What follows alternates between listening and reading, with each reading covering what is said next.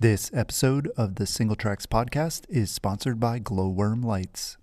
Glowworm is a mountain bike light brand founded almost a decade ago by two mountain bikers in New Zealand, and today the company offers some of the highest quality bike lights on the market, including Bluetooth control and complete customization through their app. Glowworm's complete line of lights start at 1200 lumens and range up to a blinding 3600 lumens, all at reasonable prices. Save 15% off all light systems on the Glowworm website with the coupon code SingleTracks2021. Shop for lights at glowwormlights.co.nz and be sure to check for the link in the show notes. Hey everybody, welcome to the Single Tracks podcast. My name is Jeff, and today my guest is Christopher Blevins. This year, Christopher became the first American man to win a World Cup race since 1994, taking first in the final cross-country Olympic race at the end of the season in Snowshoe, West Virginia. He's also the reigning short track world champion and has notched numerous podium finishes at national and international mountain, cyclocross, and road races. This month, he's got a short documentary film titled The Long Traverse that will be premiering online. Thanks for joining us, Christopher. Thanks for having me, Jeff. Yeah. Well, so I want to start talking a little bit about your background. You grew up in Durango and participated in the Durango DEVO community-based cycling program. How did that program shape who you are as a rider? Yeah, man, it has everything to do with the rider I am and the person I am, truly. Growing up in Durango, you can look 360 degrees around you and see where a bike can take you. Yeah. I had neighbors who were Olympians, right? Net over and lived right up my hill. But I also, you could see a bike can help you coach and work in a bike shop as, a skilled mechanic. You can travel around the world, like filming bikes or something. So it was really it's really woven into the community. Yeah. And DEVO is at the heart of that. And the whole philosophy is to develop lifelong cyclists, and we kind of accidentally get fast in that process. Yeah. Interesting. Well, what is it then about Durango, though, that produces so many talented riders, do you think? I mean, you mentioned there's Olympians, Ned Overend is there. There's all kinds of athletes that come out of there. Is it the elevation, the terrain, or is it just that community that's there in place? Yeah. That's a question I'm trying to answer myself. There's no magic secret to Durango beyond all of the people and in the sheer fact we have, hundreds of miles of trails out the back door. Right. But it's really the people like Sarah Tesher and Chad Cheney, the founders of Durango DEVO, have created something that parents move to Durango now to put their kids in DEVO, like other parents, different places to put their kids in some school. Yeah. Yeah. That's a testament to how incredible the program is as a foundational learning tool and development tool, externally of cycling. That's just the way in to building confidence and community. So yeah, there's a lot of different pieces to that. And yeah, I think, you just gotta go to Durango and kind of talk to those people. And then it's like, oh, okay, that's why. Right. Yeah. Yeah. Super unique. And what's interesting too, Fort Lewis College there, right, obviously has like a really good cycling program, but then you chose to leave Durango, right, for college and everything. So yeah, again, I guess it's the community that's there, but there are also multiple paths, right?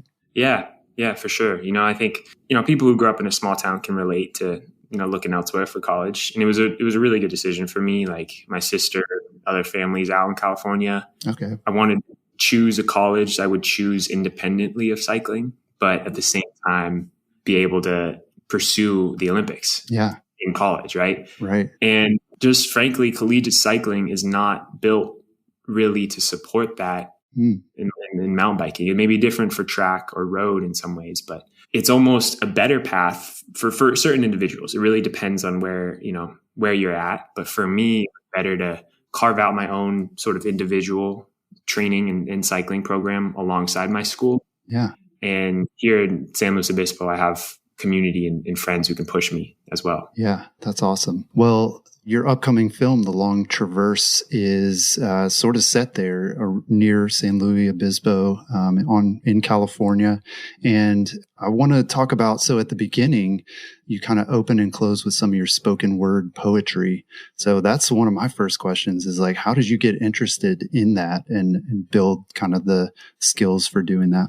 Well, freshman year of high school, I had a poetry unit, and I was like, man, I actually like this. Like, I've been writing raps like, a lot of 8th graders do, and then I started to realize, wow, I can actually use this to express some things. And I really like rhyming and all of that. So that's where it started. And it's stuck with me. It's always been just a different kind of outlet to cycling, a different outlet, a different form of the same expression, if that makes sense. There's not really that many intrinsic differences in expressing yourself through something like cycling versus poetry and music, but it's obviously an entirely different medium.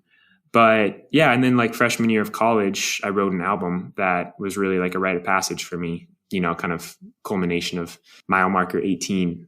The album's called Mile Markers. And it's like stepping out of high school into adulthood. Yeah. And yeah, it's cool now to be able to weave it back into the sport with something like The Long Traverse. Yeah, that's really cool. I mean, do you have other outlets for it as well? I mean, this seemed like a natural one, right? Like a video, and like in the mountain bike world, like we watch a lot of videos and we love videos.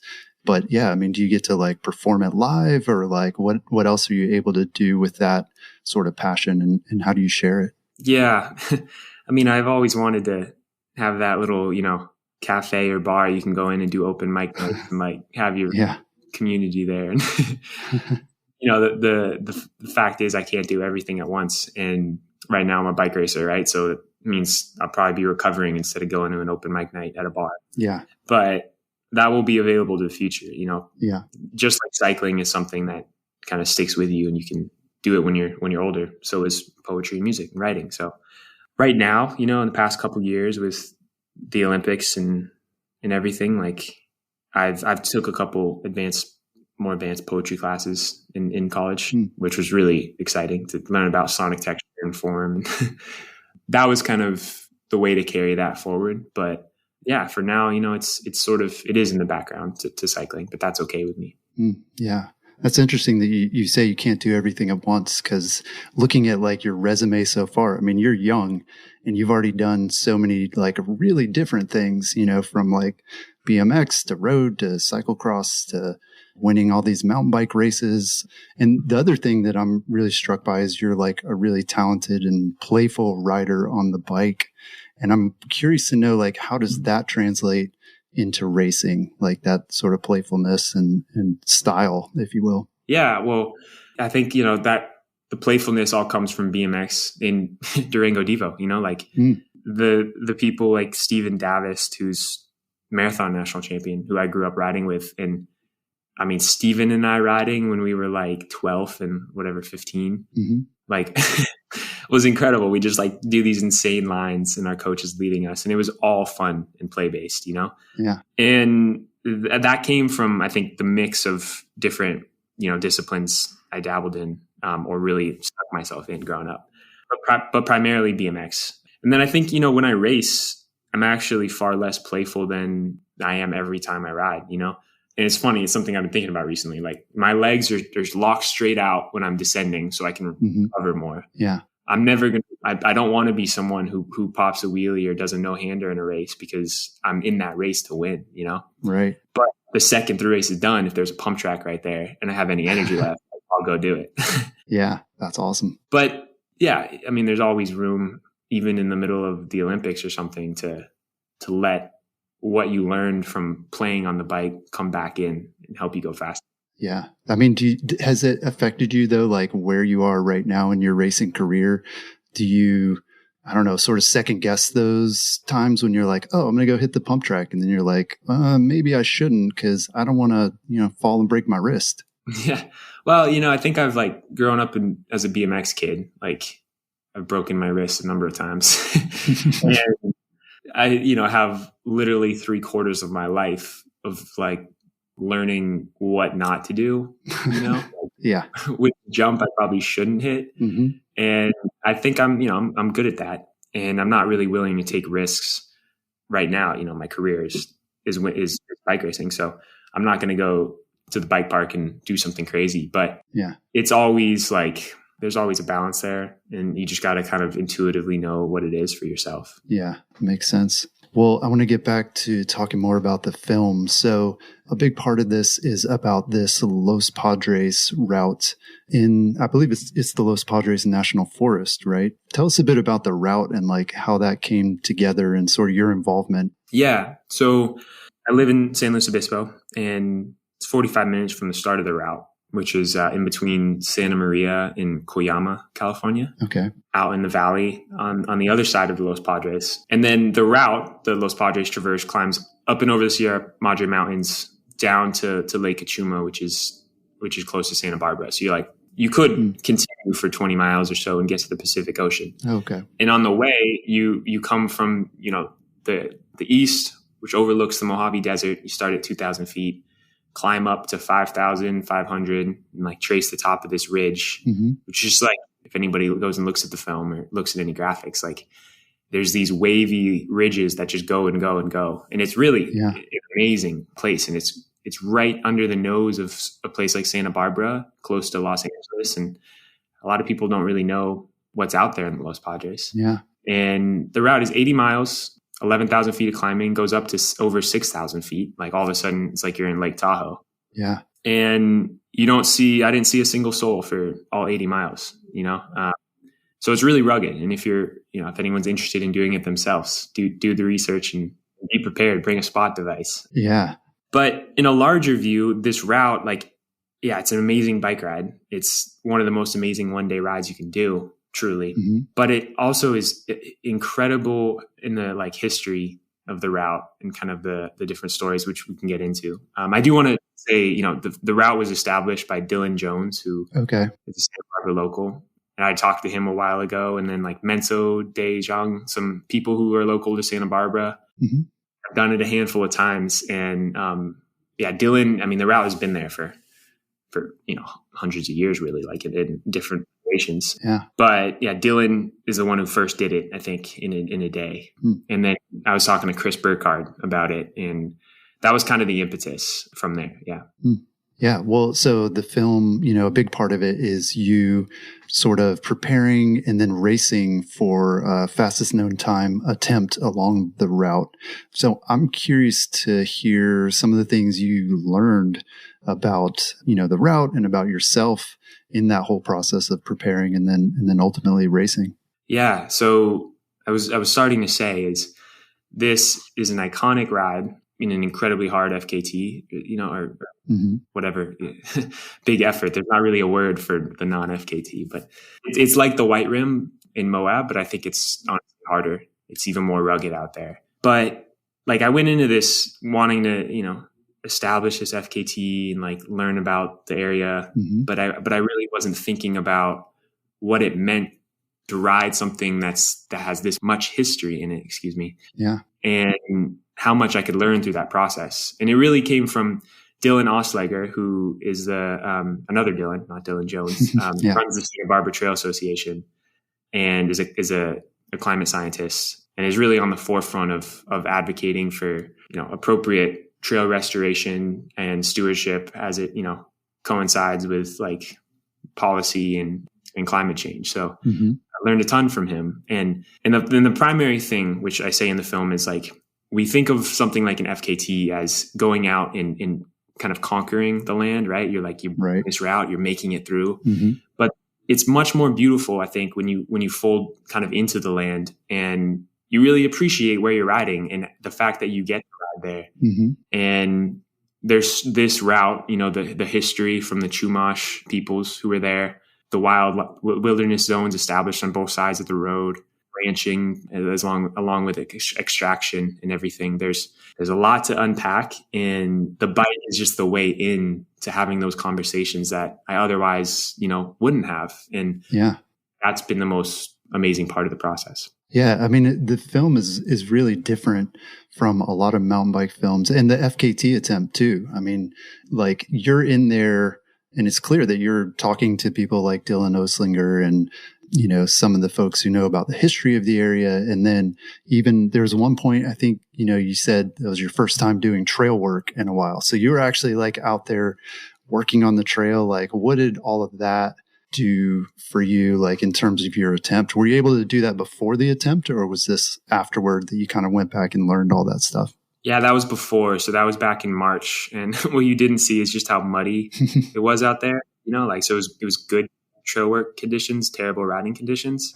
Right. But, it was, I'm not embarrassed to say at this point, it was the first day of trail work in 5 years that I've done. Right. And yeah.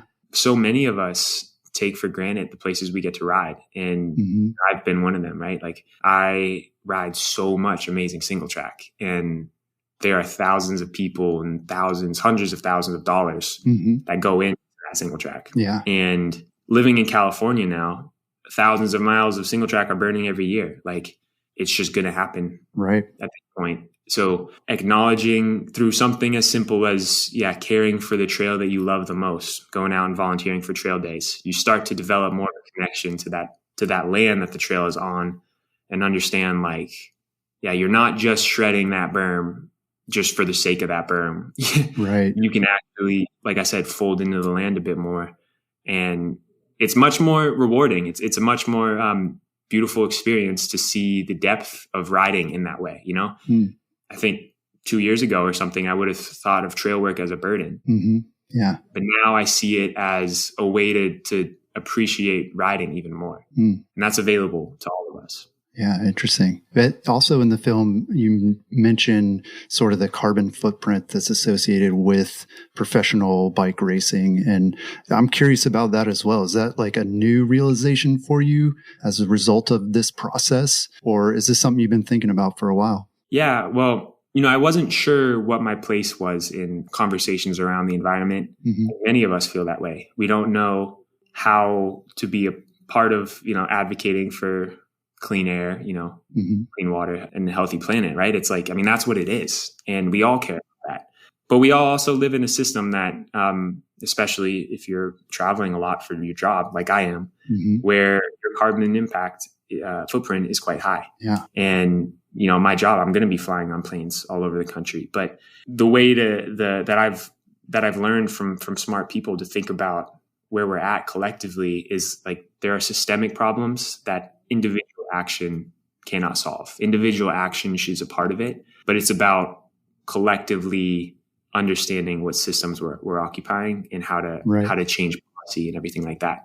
And I think that the mountain bike industry, the cycling industry generally, has a lot of work to do there, but it's not something we have to do, right? It's not like a burden. There's so much to be gained from stepping into that conversation, right? Including lowering our individual carbon footprint, but more importantly, understanding how our voice as an industry can advocate for appropriate policy, legislation, and people who are out there stewarding the land. Yeah, that's awesome. I think you're onto something here too. It's this younger generation of riders and athletes like yourself that are really stepping up and saying, look, we're mountain bikers. We like mountain biking because we love the environment. Like over the years, I feel like mountain bikers have been painted as sort of enemies to the environment by like hiking groups or different other outdoor recreationists. And, the fact is like, we love riding because we love trees and we love clean water and all the things you're talking about. So that's a really awesome sort of platform for you to be able to help bring more awareness to, for sure. Yeah. And what I've learned like throughout this project, the Long Traverse, is like I said, and I'll say it again, is there's so much to not gain, but like reclaim throughout this. It's not something you're going to lose by volunteering at trail work or like, right. Stepping into this conversation. And I think cycling has a lot is lagging behind the skiing industry or climbing that are really at the forefront of talking about the places that they get to recreate in. And this is sort of something we're going to have to do, whether we choose to, consciously, or next year, 5,000 miles of single track burn, right? Like it's just going to continue to happen. And we're going to continue to lose the places we love to ride. But more importantly, the communities that those trails are in are going to suffer. Yeah, for sure. Well, I'm curious to know, is this your first FKT attempt, your first major one that you've done? Yeah, I rode the white rim solo in a day. It went pretty hard, but wasn't going for the FKT. I was just trying to do this 6-hour workout my coach had Oh, wow. put on the calendar. And it was just a convenient way to do it. But yeah, I really think this model of FKT, on routes is really cool. And it's obviously come out of the pandemic and social distance events and everything. What I want to emphasize is it shouldn't just be these 80-mile routes that only a handful of people can do in a day. There's a different kind of FKT, which is funnest known time, Right. And you bring some friends and you bring a sleeping pad and you camp out, right? Mm-hmm. And that's my hope, and creatively where I want to go with my new production company is telling that story, allowing people to step into a route like Long Traverse, a route like the Los Padres, and they can choose. You can either go fast and test yourself on it, or you can do, an intermediate option, or you can bike pack the long one. But it's about consciously choosing a route that can tell a landscape story and benefit the community that route is in. And all at the same time, a sweet route, right? Like an incredible ride on the bike. Yeah, absolutely. Yeah. Well, I'm curious to know too, as a professional athlete, how is it different when you're racing an FKT versus a World Cup? I mean, obviously the crowds are incredibly different. The courses are different. Is one more challenging, would you say, or are they just different? Yeah. Well, my primary discipline, cross-country mountain biking, is far from a 6-hour ride. It's an hour and a half, and it's brutally intense from the jump. Yeah. But a lot of my training, I do a ton of 4-hour, 5-hour high endurance rides where you're basically going hard all day. Mm-hmm. And that's how you build an engine. And that's exactly what FKTs are, is pushing yourself and really digging into that high level that you can't go too much above and you can't go too much below if you want to go fast. So yeah, it really builds fitness, and it's obviously a mental thing too, to lock in solo for 6 hours versus have thousands of fans screaming at you for an hour and a half. Right. Yeah. Well, it almost sounds like you're suggesting that could you potentially be setting those FKTs as part of your training and then turning around and going and racing in the World Cup? Or are these two sort of separate things, you can only focus on one at a time? Yeah, well, that's something, we touched on a little bit in the film, but not that much. Is I had just come back from the Olympics when I did the FKT, and I had a week off and then a week up in Truckee at my girlfriend's, just riding for fun, goofing off. Mm-hmm. And then I, only had a couple weeks until the World Championships. And last thing I wanted to do after the Olympics is do intervals on pavement, Yeah. So that was the perfect opportunity to train by adventure. And having something like that, I learned throughout the pandemic that picking Strava segments instead of doing intervals or creating a mock race is a really beneficial way to train. It gives you a carrot to chase. Yeah. And an FKT is just that. So I didn't think I was going that well after the Olympics. I was tired, as many people are after something like that. Right. And I was like, all right, just going to ride out the rest of the season. And then, I ended up having the best month of my life. Yeah. Athletically. And I think that something the effort in the Los Padres did set me up for that. Yeah, that's really interesting and surprising too, I'm sure, because it's not I don't know that fits into a lot of training models, existing ones anyway. I mean, maybe you're kind of charting a new one. So it's really interesting. Yeah. Well, we're going to take a break, but when we come back, we're going to talk more about tourism, environmental issues, and Christopher's historic World Cup win earlier this year. Stay tuned. The next time you're shopping for mountain bike gear, check out singletracks.com/deals. Each week, we share our favorite product picks and exclusive coupon codes from our partners. You can also use the page to search for whatever you're buying, from complete mountain bikes to brake sets and tire sealant. That's singletracks.com/deals. And to get our weekly picks delivered to your inbox, be sure to sign up for our newsletter. Links to the newsletter and deals page are in the show notes. And we're back. So, Christopher, we kind of talked about this, but the film raises a number of issues, from climate change to forest fires and even indigenous land acknowledgements. So I'm curious to hear more about sort of your role as a professional athlete, what you see as your role in all of these issues. You mentioned climate change and forest fires. And I guess the one we haven't really talked about is this indigenous land acknowledgement. So what's kind of your thinking behind including that, and how are you able to sort of promote that idea? Yeah. Well, first and foremost, like the opportunity I have as a bike racer, as someone who gets to ride 20 to 30 hours a week and call that my job, is one of privilege. And it's one where I can learn so much through the bike. Like I started bike racing at a very high level when I was 5 years old. Yeah. Geez. And, the bike has always been a classroom of sorts, and I'm just realizing now that the depth of learning that can come from riding, or stopping to, and looking around after a ride sometimes is really immense. And it's also like, my experience riding and racing is very different than someone who's just getting into it for the first time. And that's special, right? That the bike has such a diversity of experiences people can have. And now with that, with the fact that I can learn so much through the bike, that's the opportunity that is truly a responsibility in some ways, but a special thing that I can undertake, right?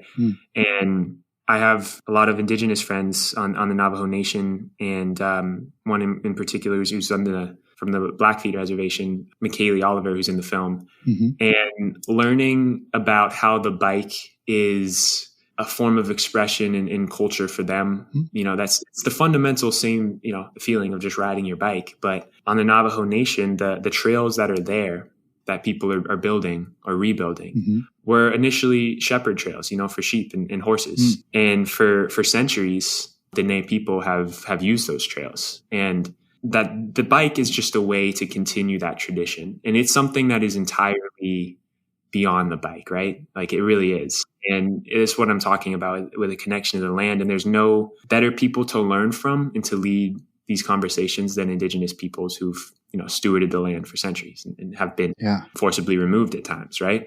So as far as that relates to riding your bike, right? It's here. And it's like, it's one way to get out on the land and to have these conversations. So there's continued learning along this vein that I want to go on, but I'm fundamentally stepping into an understanding that like indigenous leadership and issues of the climate is really important. Yeah, that makes a lot of sense. That's really timely as well. I'm curious also to hear sort of your take on how we can balance the positives that tourism can bring to an area, and also the impact that has in terms of our carbon footprint of travel, and also the strain on local resources. Like what's kind of the way that we can balance those two things out, in your opinion? Yeah. So, I'm relaying a lot of what I've learned from Dylan and the Protect Our Winters crew. And just to, run down kind of the statistics, and this is especially relevant to California and the Western states, but outdoor recreation is a bigger industry as far as jobs than extraction. And, there's a lot of dollars, $900 billion for the outdoor industry in the United States. And there's a powerful voice there. And it, like I said, it supports a lot of jobs. It is not perfect, obviously. I mean, that includes snowmobiling and motorsports that do have a high carbon footprint and still run on fossil fuels. Right. But in a place like the Coyama Valley that has sort of transitioning out of oil, towns there do not have many opportunities beyond extractive industries and monoculture carrot farming that, comes from Bakersfield. We touch on this a little bit in the film. The Coyama used to be essentially a swampland, as I understand it. And it's a critically overdrafted water basin. And now it is dry and brittle. And there, this is a big thing to get into, but outdoor recreation is just one solution that can potentially supplant extractive industries, right? Right. It includes horseback riding, it includes hiking, it includes riding. And somewhere like Coyama, that's beautiful, accessible to major populations, is really a great place to build trails sustainably and to let the local community drive it and to, answer the call and to create jobs and livelihoods for those people. Right. Yeah. I mean, this is what I'm learning as well in understanding these environmental issues, is that, there's no such thing as no impact, right? I mean, just like the fact that we are human and we live, like we're going to need food and we're going to need, a place to go to the bathroom and all that stuff. And so it is a matter of like, what can we kind of replace if it is this, if it's monoculture agriculture or it's, extractive industries like outdoor recreation. Yes, it's going to have an impact, but it's going to be much less than sort of these things that hopefully it's replacing. So that makes a lot of sense. Totally. And it's a way in the same way, in a microcosm, I was able to learn about these things through this one bike ride in the Los Padres. On an aggregate level, outdoor recreation is a way to, begin thinking like, how about creating community gardens or local food resilience or food sovereignty for, indigenous communities? How do we support those efforts, for those communities? Like that's reachable from the outdoor recreation world. And I think it, like I said before, it colors in more beauty to like what it means to be a cyclist or whatever you are out on the land. Yeah, that's awesome. Well, earlier this year, you signed with Trinity Racing, which is a team that takes a pretty unique approach to racing across a number of cycling disciplines. Why did you decide to join the team? Yeah, it was a good opportunity for me to try different things, kind of have a little more freedom to hop in a road race some cyclocross, and think of the race calendar as a puzzle, and I can, put the pieces down myself. And I think it's a youthful team, but it's also got a lot of, people who can throw their weight around against the pros. So it's been a lot of fun, and it's cool to do something like the Tour of Britain in between the World Championships and Snowshoe World Cup. Yeah, that's awesome. Well, I wanted to talk about your win at Snowshoe because it was a huge one for U.S. mountain biking. Were you thinking about sort of that accomplishment at the start of the race? Like, had you been tracking the number of years it had been since there was an American to win the cross-country World Cup race? Yeah, I was well aware. Really? Yeah, okay. Yeah. I was, it was on the forefront of my mind to break that drought. The biggest thing I wanted to do in my career, truly. Oh, wow. And alongside my goal now, which is win a gold medal at Paris Olympics. For my entire life as a mountain biker from age 15, when I started going over to Europe, I've always known that the US is lagging behind, and the women are crushing it, obviously. And the sheer fact that, they had 3 spots in the Olympics and we only had me shows our nation ranking. And I think that I'm the first of this wave of talent and development, including, what's been brought forth from NICA that will continue to put us on the top step. Right. And I've said this before, like my win in Snowshoe wasn't just a result for me. Like it was the result of all of this development from USA Cycling, different youth riding programs that put me in that place. And there was a lot of work, like a lot of work.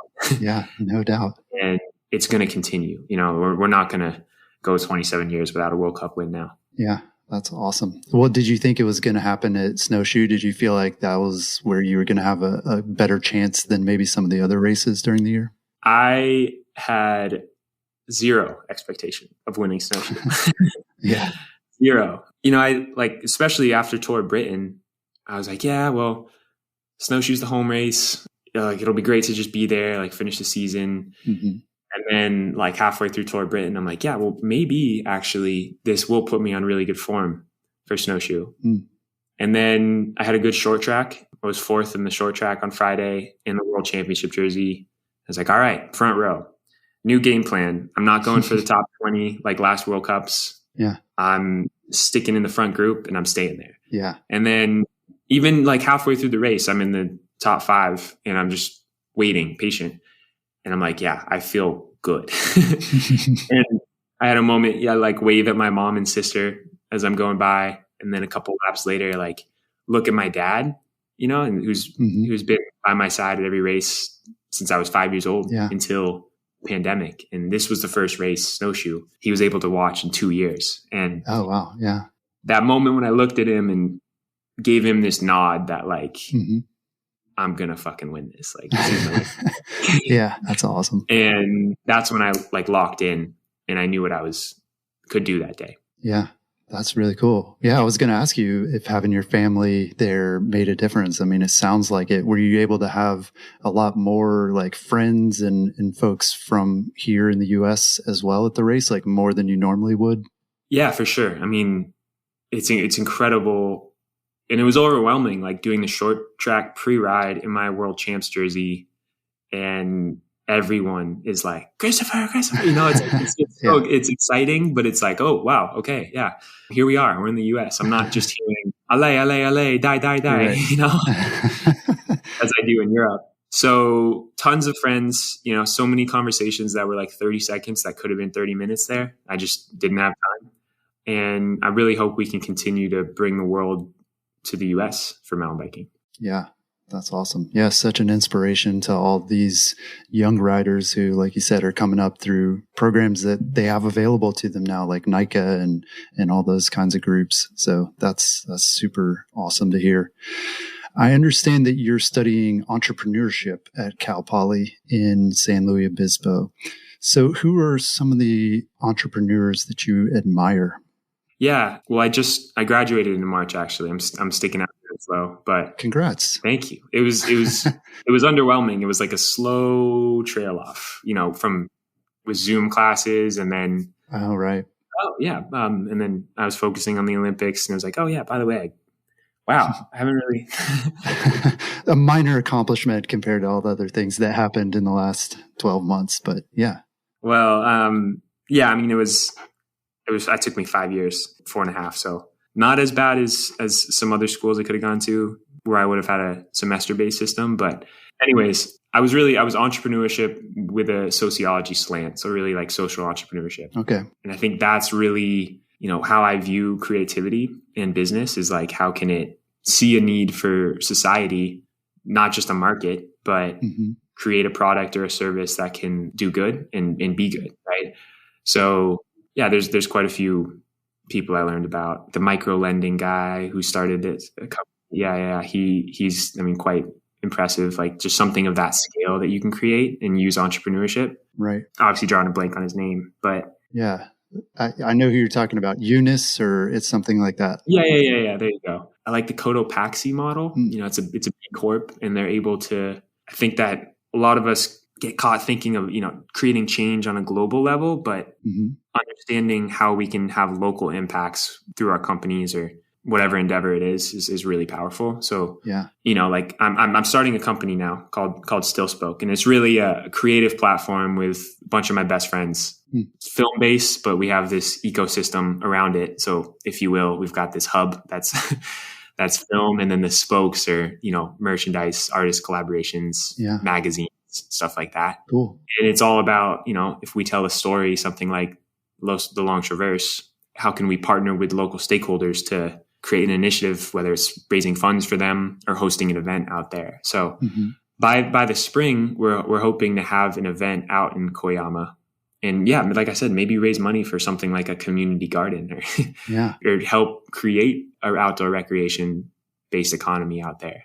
So yeah, that's the lens I look at what I learned in college from and how I apply it to cycling. Yeah. That's really interesting because the traditional sort of entrepreneur model, you know, people will think of like Bill Gates or someone who he made a lot of money in business and then he started like giving back and doing the social side of it. Whereas, yeah, I mean, it sounds like your approach is from the beginning kind of incorporating the two, and being successful doesn't just mean like being personally successful. It means like your community succeeds and these important things around it are succeeding as well, which is really cool. Yeah. You know, I think it's different for everyone. I'm a bike racer, right? I'm not a computer coder at the height of the internet boom, but I think that wherever you are, there's like so much room to just be good in that and use whatever method it is, whether it's biking or coding, to not think on a scale-based level all the time, right? Like think about who are the people around me and how can I, you know, help benefit them, or how can they benefit me? You know, it's a reciprocal relationship. And it's a sort of a paradox at times thinking of entrepreneurship and scaling things, right? And like raising funds for whatever initiatives or whatever partners you want to get money from. But at the core of it, it's got to be like, what am I doing right now? How am I doing it? And what qualities to bring into that? Because like that, especially in the sports space and in the outdoor space, like we need that approach desperately, and against the backdrop of the climate crisis. Yeah, for sure. Well, you've done so many things in just the first 24, 25 years of your life. So what's next for you beyond sort of this still spoke? Because it seems like you kind of are always learning new things and trying new things. Is this something you're going to be doing like the rest of your life? Or, do you see like other interests and things you want to explore later as well? Yeah, well, my primary goal, until 2024 is to try to win a medal at the Paris Olympics. And it's the journey, not the outcome. I really want to like stick to my craft, which is riding my bike and playing on my bike, but also training and pushing myself in something like an FKT. So that's number one goal. And then using that to kind of develop at this like real adult now, right? Like I'm out of college, like I'm in, I'm setting up my life. And being able to use the bike to frame that is really an incredible opportunity and something I'm so grateful for. Yeah. Like not many kids my age have the chance to do what they love like this. And it's not something I take lightly. It's quite amazing, And then being able to mix in something like Still Spoke, which will be a creative endeavor and is really supported by a lot of people who are the creatives, right? The filmmaker, art designer, photographers. And it's really a collective of sorts, So being able to support human focused media projects and then that tie into community initiatives. That's our goal. And, the best thing I can do right now is, is let the people who are able to tell those stories to tell them and continue learning in that process. So there's so much I'm interested in outside of cycling, but right now I'm a cyclist and I love it. And this is what I'm doing. And who knows in 3 years after Paris, where I'll be at. Yeah. Awesome. Well, Christopher, thanks so much for taking the time to chat and sharing your story and also the story of others in the cycling world. Really appreciate it. Yeah. I mean, last thing I'll say is like, I've learned a lot this year, whether it was from college or this Long Traverse project. And I don't want to be, I never want to be a professor sort of at a whiteboard telling people what to do. It's a group project, something we can learn together. And it's fun, like it really is. And having fun on your bike is central to it. So I'm going to keep doing that. And I know people listening to this will as well. Yeah, well said. Well, thanks. Well, you can view the Long Traverse on November 26th. And you can find out more about Christopher's project at stillspoke.com. We'll have that link in the notes. That's all we've got this week. We'll talk to you again next week.